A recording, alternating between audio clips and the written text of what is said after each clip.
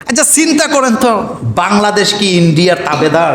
Doctor Yunus এখন চরম নরম হয়ে গেছে, কারণ তার উপরে এখন মৌলবাদীরা চাপ দিচ্ছে ইসলামী রাষ্ট্র গঠন করার জন্য। এই যে আন্দোলন হয়েছে, মাদ্রাসার ছেলেরা মারা যায় নাই, আসলে জ্বালা ওই জায়গা না, জ্বালা অন্য জায়গায়। মানে ক্যানভাসার আর কি, মলম বিক্রি করতেছে। মোহতারাম, কোনো ভালো কাজ করার সময় মনে হয় যে এটা লোক দেখানোর জন্য করতেছি, এমতো অবস্থায় করণীয় কি? দেখেন, ইন্ডিয়ার মিডিয়ার গুম নাই। আচ্ছা চিন্তা করেন তো, বাংলাদেশ কি ইন্ডিয়ার তাবেদার? আমরা কি তাদের গোলাম? কষ্টের জায়গার কথাটা বলি। দেখেন, গতকালকে একটা রিপোর্ট করছে ভারতের এক প্রভাবশালী মিডিয়া, কি ডক্টর ইউনূস এখন চরম নরম হয়ে গেছে, কারণ তার উপরে এখন মৌলবাদীরা চাপ দিচ্ছে ইসলামী রাষ্ট্র গঠন করার জন্য। আচ্ছা আপনাদের কাছে জানতে চাই, আমরা হুজুরেরা কি ডক্টর ইউনূসকে এই কথা বলছি যে আপনি ইসলামী রাষ্ট্র কায়েম করেন? কথা বলেন না কেন? এই যে আন্দোলন হয়েছে, মাদ্রাসার ছেলেরা মারা যায় নাই, হ্যাঁ? এতিমখানার বাচ্চা মারা যায় নাই, হেফজখানার ছাত্র মারা যায় নাই, কাউমি মাদ্রাসার ছাত্র মারা যায় নাই। আমরা কি একবারও বলছি? অথবা খালিদ হাসান সাহেব উনি কি একবারও বলছে সরকার রেজায়া যে আপনি এই দেশটাকে ইসলামী রাষ্ট্র কায়েম করেন? এটা কি আমরা বলেছি? তাদের গুম নাই। আসলে জ্বালা ওই জায়গা না, জ্বালা অন্য জায়গায়। জ্বালা কি অন্য জায়গায়। হতিনের ছেলে কি লাগে? একটু মোটা মোটা লাগে। বলেন, হতিনের ছেলে কি লাগে? একটু মোটা মোটা লাগে। কিন্তু লাভ নাই, বাংলাদেশের হাজার হাজার হিন্দুরা সাক্ষী দিছে আমাদের উপরে কোনো অত্যাচারই হয় নাই। বাড়ি ভাঙছে মাশরাফি বিন মুর্তজার, ইন্ডিয়াতে প্রচার করছে লিটন দাসের। মানে ক্যানভাসার আর কি, মলম বিক্রি করতেছে। এগুলাতে আমরা নাই। এক দেশ কখনো আরেক দেশের সার্বভৌমত্ব নিয়ে মাথা গামাতে পারে না, এটা উচিত না, এটা উচিত না। এখানে একটা প্রশ্ন লাস্ট, মোহতারাম, কোনো ভালো কাজ করার সময় মনে হয় যে এটা লোক দেখানোর জন্য করতেছি, এমতো অবস্থায় করণীয় কি? দেখেন, নেক্সট স্রোতে শয়তান কিছু ধোঁকা দেয় মানুষকে। কথা বুঝেন নাই? নেক্সট স্রোতে শয়তান কি দেয়?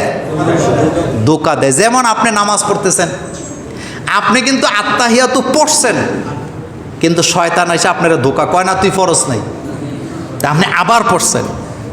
একটু পরে কয় তুই তো দুরূদ শরীফ পড়স নাই। কথা কি বুঝতেছেন? এগুলো হলো নেক্সট স্রোতে ধোঁকা। এটাকে বলা হয় সাক্ষী মেজাজের মানুষ।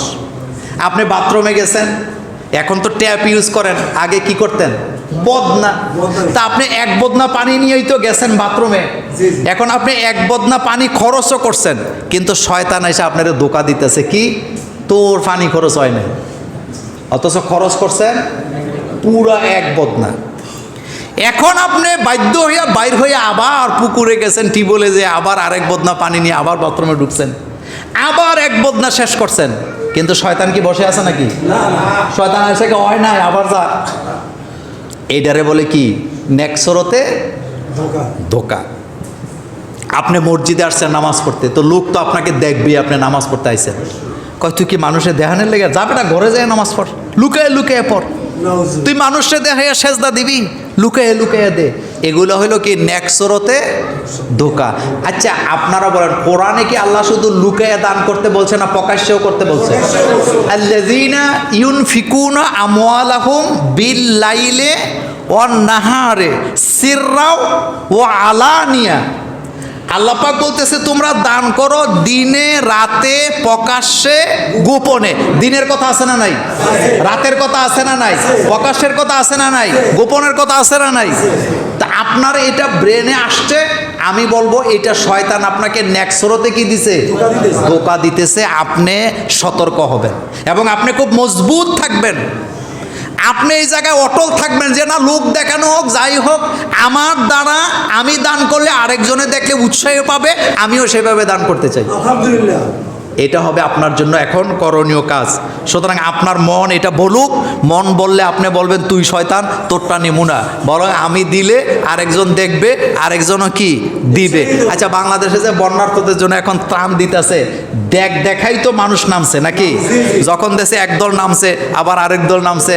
আহমদুল্লাহ সাহেব যখন নামছে, এখন আবার আরেক গ্রুপও কি নামছে। আলহামদুলিল্লাহ, এটা ভালো কাজ। সুতরাং দেখে দেখে ইবাদত করার মধ্যে দোষের কিছু নাই।